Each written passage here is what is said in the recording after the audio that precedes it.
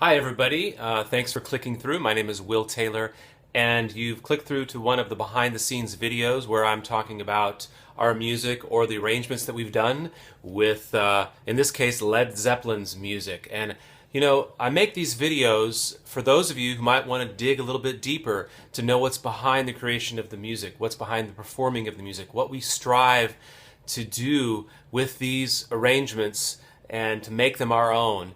And maybe you just like to sit down and listen to the music and don't want to know anything about it. That's one way. Totally valid. I totally get that. But maybe after hearing from me what goes on behind of it, some of you will listen to the music in a different way and might have a little more enriched way of hearing the music. So that's my purpose for these videos, and I encourage you to comment below, start a conversation. I would love to get to know you. The whole idea of being a musician for me is being a part of a community of people and that enjoy music, that enjoy gathering together for the pure love of putting on a performance and everybody enjoying that as a community event. So we can do this worldwide with the internet, or if you're in Austin, Texas, you can come to one of our shows.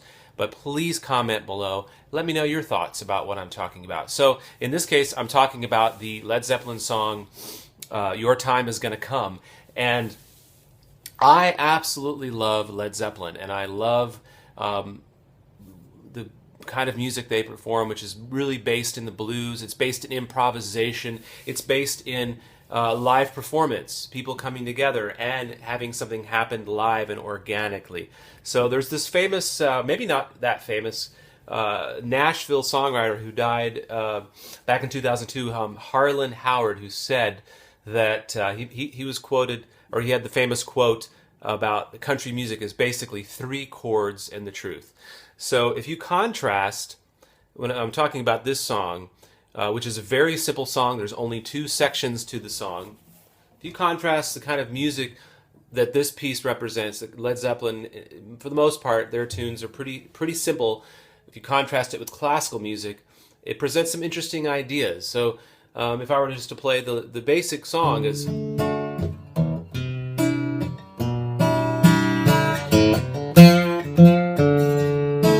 So it starts off with a really folky, sweet flavor, descending bass line, and then it has this lick at the end of it that's like straight in the blues scale. So the entire piece of music is based, basically 90% of that song is based over that chord progression. How could you create an entire song with just those notes? By contrast, if I have a classical piece of music, say like this, where every section is written out by one person and the players come in and perform the music, they don't change any of the notes, they keep straight to the score. That's the classical music. It doesn't make this any better necessarily, or Led Zeppelin's folk / blues music any better, but how would you take a simple song like Your Time Is Gonna Come and make it something exciting and interesting and be able to captivate the attention of the listener for 5 to 10 or so minutes? Well, the answer is that that framework is used by the musicians in the band. For instance, my band, I have an amazing guitar player named Glenn Rexash. You can Google him and check out his music.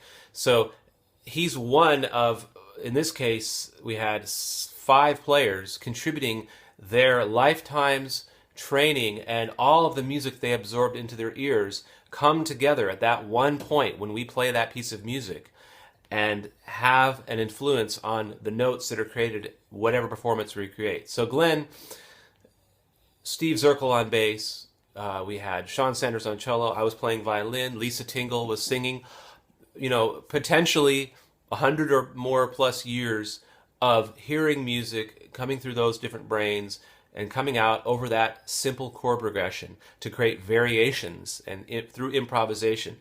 And if you listen to the music, you'll see what I tried to do when I, as a leader, told the musicians what I wanted to do with this, is I try to keep the spirit of Led Zeppelin alive, which is I want there to be a lot of contrast. So if you listen to the original Led Zeppelin, you'll see there's this really quiet, gorgeous organ solo that sets up the tune. And then throughout the piece, the choruses are loud and the verses are quieter. So that general structure I wanted to recreate. But when I asked Glenn, I said, I want you to set up the intro. And what Glenn is doing, instead of listening to Zeppelin and playing in every note exactly, or playing in the spirit of, uh, of those players, he is bringing his 30, 40 year plus background to bear on that intro. So listen very closely and you'll see that each player brings their own bag to the table. And I think that this version, I'm really, really happy with it, how it came out. And the other thing that I want to encourage people in the band is, and this just happens organically, I don't even have to say anything with these guys, but listen very closely when you hear this version, the interaction between the players, how they're playing off of each other. A lot of people would say that's kind of a jazz sensibility, but it's actually very common in rock music and blues.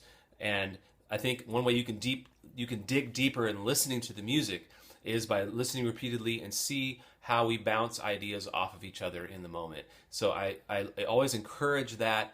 But the main thing that I always encourage the most, that I actually tell people in the band, is that I want more contrast. So a lot of times I'm doing the live show, I actually might indicate, let's come down quieter here. That's usually what I do. The volume, the loud peaks usually come naturally. But a lot of music today, which one thing that really disappoints me about a lot of pop music today is that it's so flat, and there aren't peaks and valleys. And I think vinyl and analog from the 70s and 60s expressed those peaks and valleys, and that's how we experience life. We don't experience life as a straight, flat, noisy line all the way. There are peaks and valleys, and as such, music should be the same way, don't you think? What do you think? So listen to this track with those things in mind. I hope you've enjoyed this background. If there's anything you'd like me to address or talk about with the creation of this music, comment below or send me an email, will@willtaylor.com.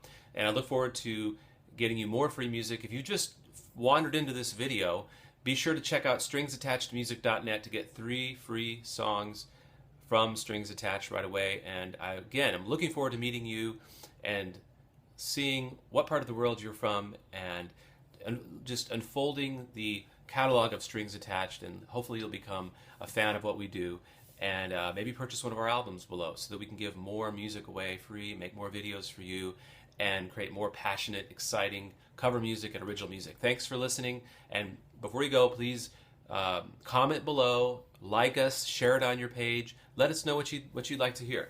Thanks again, and enjoy Your Time Is Gonna Come, the arrangement by the Strings Attached Band, and Lisa Tingle on lead vocals. All right, thanks a lot. Talk to you later.